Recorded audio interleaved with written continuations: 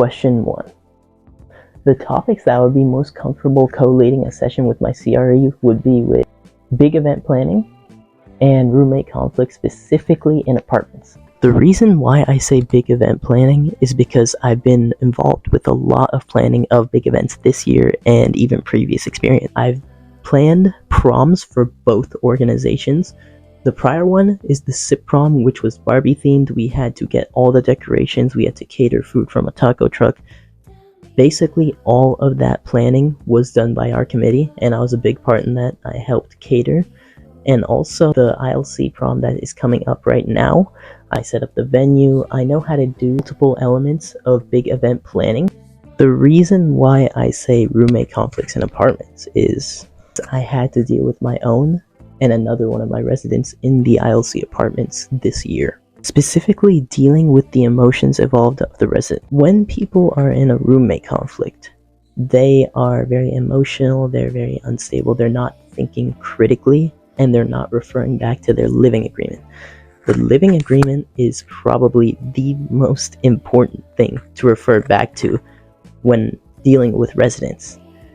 And I want to be able to teach new RAs to look back at the living agreement and how to refer back to it, how to use it when in a roommate conflict. Co-leading a session on roommate conflicts in apartments and big event planning will be very, very important, because knowing that someone else that had no prior experience, aka me, before I was an RA, doing it would empower them to know that they can do it and know that they stand a chance in this role and know that they have support. So just to sum it up, dealing with roommate conflicts in apartments and big event planning is something that I can use as a teachable skill to other new RAs. Question 2. A big area of growth as an RA is dealing with roommate conflicts, specifically dealing with my own conflict and then subsequently having to deal with a very similar conflict 2 floors above me in apartments. With my roommate conflict, I was very emotional, and I firsthand experienced what it was like to be an emotional resident that had to deal with housemates that weren't listening to your needs, weren't listening to your role as an RA, weren't respecting you. The first thing I did when I was in that situation is I reacted. I wrote a poor IR, and I had to talk with my ADRE about what was really happening, and eventually we sorted it out. I rewrote the IR and I improved on that skill. So when another roommate conflict came up in the ILC apartments 2 floors above me with my residents, I was prepared. This time, me and my lead RA, Divya, we facilitated a discussion that was very fruitful. Referred back to the living agreement, got everything sorted out, referred them to the ILC lounge and the rec lounge, because the whole roommate conflict was based off of noise levels after quiet hours that they had already set up. The main difference in the first and the second situation, my situation and my resident situation, is that I asked for help and support because I needed it. The first time around, I didn't ask for help or support because I was afraid to, and I didn't know that I could. But the second time around, I asked for support from my CRE Rocio and my lead RA Divya in facilitating the roommate conflict, and it turned out to have a way better outcome. Question number 3. Dealing with a lot of responsibilities is something that I've never shied away from. In fall quarter, I was going to the gym, I was in research, I was searching for internships, I was having to do intentional interactions. I also am in this club called 180 Degree Consulting that deals with real nonprofit. With that in mind, what I had to do is I had to set clear times where I dealt with my residents and increase my visibility in my community. Fall quarter and winter quarter, what I've been doing is specifically doing all of my work for the day up until about 6:30 p.m., then setting time to interact with my residents. A lot of the times, maintaining visibility and intentional interactions with my residents can be challenging because they're in apartments. They are not getting a lot of face-to-face with me, and even when I send them emails, no response sometimes. So what I have done to combat this is just literally knocking on their door and just talking to them. Since I am managing right now 6 apartments in total, I can do that 1 day a week.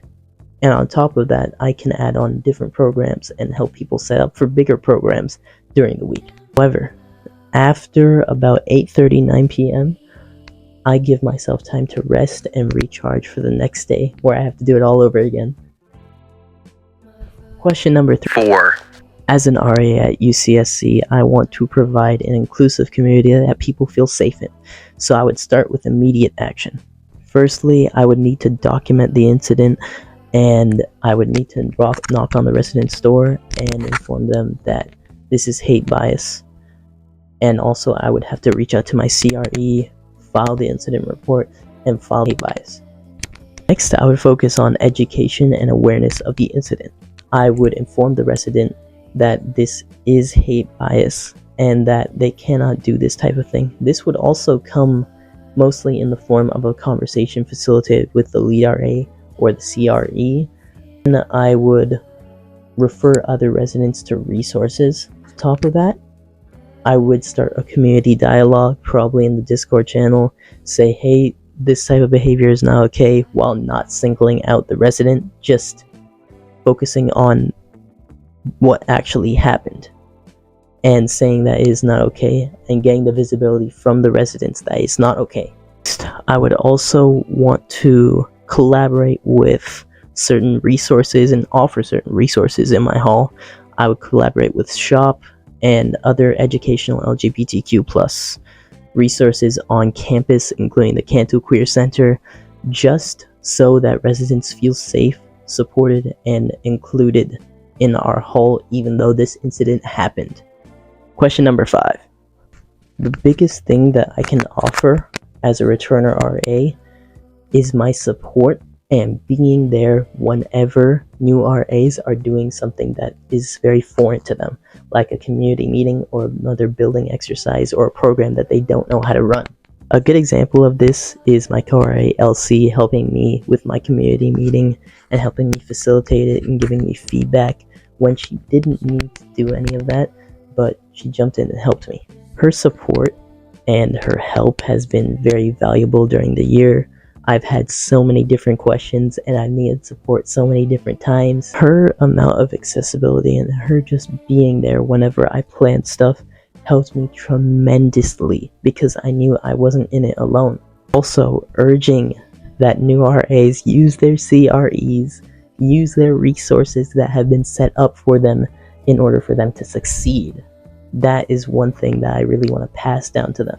One specific resource that new RAs need to see is the College 9, College 10 JRL website that has an unlimited amount of resources for whatever they need, access to the trainings. Everything that a new RA needs is in that website, so that is a valuable resource to them. So just to sum it up one more time, roommate conflicts in apartments and big event planning are 2 things that I'm very good at, that I'm willing to teach new RAs that I think would benefit from it.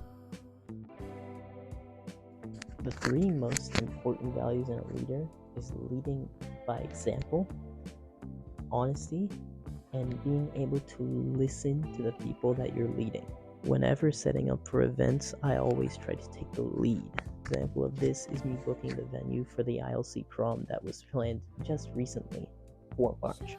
Other examples include whenever I'm setting up for another person's big event like Aguas con Frescas, Lunar New Year.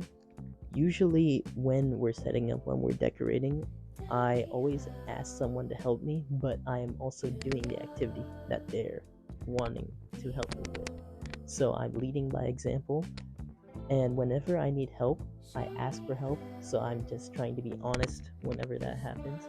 And on top of that, whenever I have to lead an event with someone else, like a community meeting with LC, I try to get feedback and I try to listen as much as possible in order to get the best experience from me, so I can learn, grow, and do better.